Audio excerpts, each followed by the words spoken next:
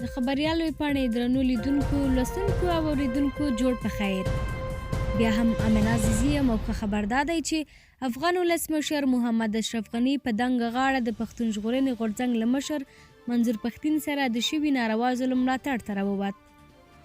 ولسمشر غني پر پاکستان غږ کړی چې ژر تر ژره دې د پښتون ژغورنې غورځنګ مشر منظور پښتين بې له قید او شرطه خوشي کړي.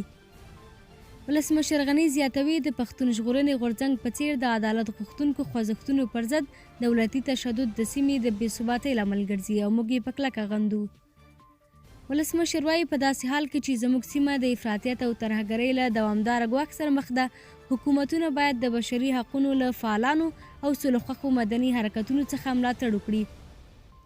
نوموړی زیاتوي که حکومتونه له دغه ډول خوځښتونو سره اختلافات لري، نو دغه اختلافات د خبرو اترو او ډیالوګ له لارې حل کړي، نه د تاوتریخوالي او زور له لارې.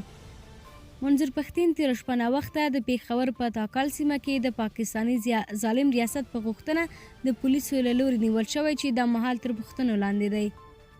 د هغه په نیولو سره د لر او بر افغانانو پښتنو سخت غبرګونونه ښودلي او دا یې د پښتنو پر ضد د ریاست لوی ظلم بللی چې د خپلو حقونو د غوښتلو په مقابل کې نیول کیږي. د پښتون ژغورنې غورځنګ بل مخکښ کړي محسن داوړ هم ویلي چې دوی د ریاست په دا ډول کړنو شاته نه ځي، بلکې خپلې مبارزې ته لا هم دوام ورکوي. محسن داوړ ویلي د منظور پښتين د خلاصون په موخه یې لومړی هڅې پیل کړي چې د ولس په ملاتړ به ښه پایله ورکړي. سر له نن په ټوله نړۍ کې سخت احتجاجونه پیل شوي. د پښتنه قوم د دغه میړني بچي منظور پښتين تر راخوشي کېدو پورې به د نړۍ په لر او بر کې د احتجاجونو لړۍ روانه وي. لکه د ولسمشر غني له ټویټ چې ښکاري، د افغانستان خلک د پښتون ژغورنې غورځنګ تر شا ولاړ دي.